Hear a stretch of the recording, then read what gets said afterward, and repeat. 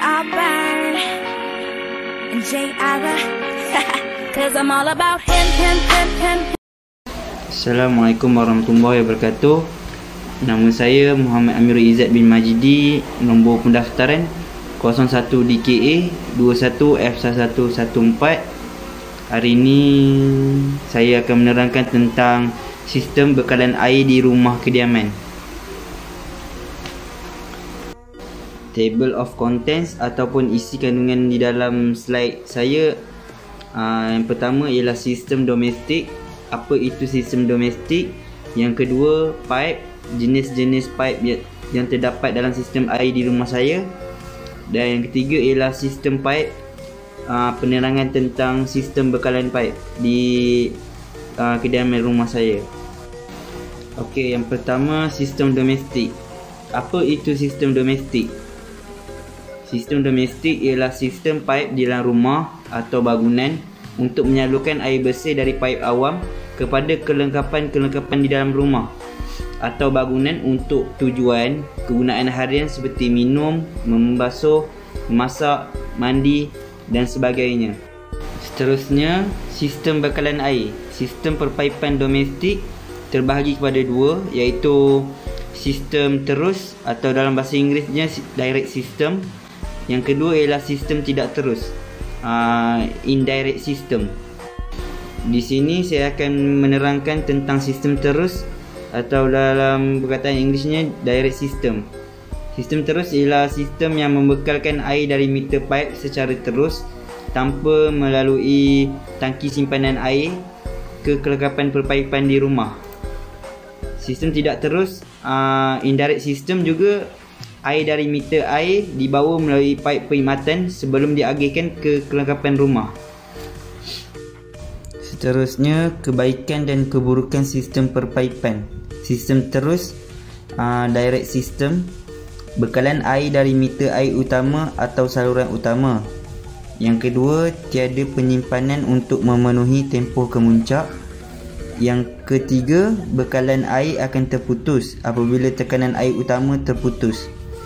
Dan yang keempat, air bersih terus dari bekalan utama tanpa dicemari. Bagi sistem tidak terus, indirect system pula, bekalan air dari tangki.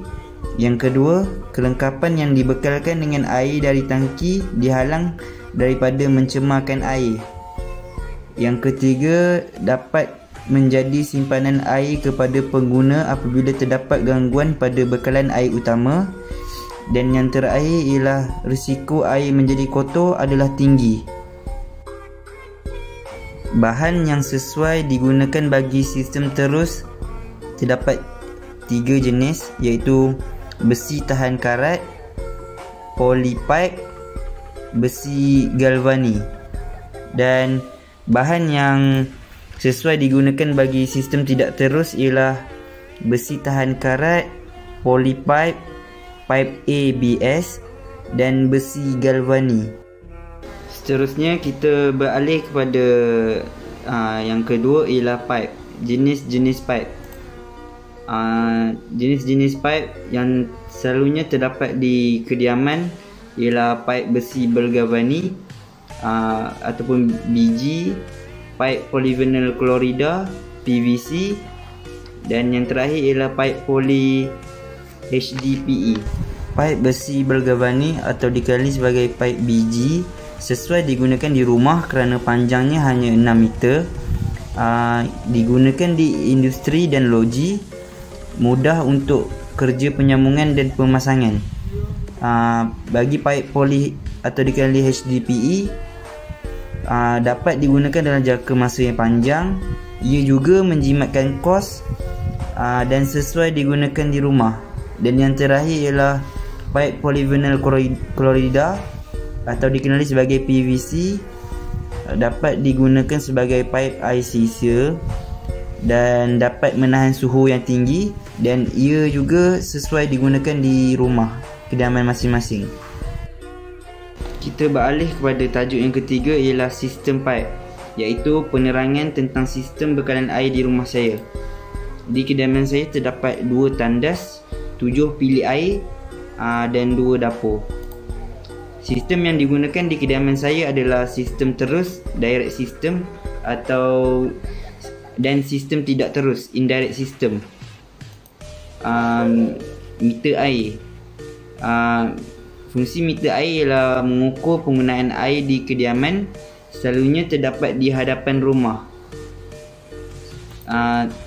Yang kedua ialah tangki air, yang itu berfungsi sebagai menakung air sebelum diagihkan ke kelengkapan perpaipan di rumah, dan selalunya diletakkan di tempat tinggi dan tertutup bagi mengelakkan pencemaran terhadap air.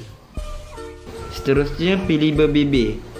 Pilih berbibir mempunyai alur air masuk yang mendatar, dan pilih bibir juga sering digunakan di tap mandi, sinki, dapur dan kelengkapan perpaipan di rumah. Paip perangkap sinki. Paip perangkap sinki mempunyai 3 jenis perangkap yang selalu dipasang di kediaman. Selalunya terdapat di bawah sinki. Antara jenis-jenis perangkap tersebut ialah jenis botol, jenis P dan jenis S. Seterusnya, pilih bertiang. Pilih bertiang mempunyai alur air masuk yang menegak dan sering dipasang di lubang khas, sama ada di tap mandi atau sinki.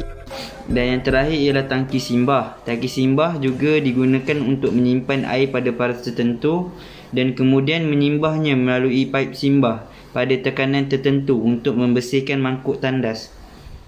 Tangki simbah juga muatannya yang biasa adalah 9 liter dan selalunya diperbuat daripada PVC. Sekian, terima kasih.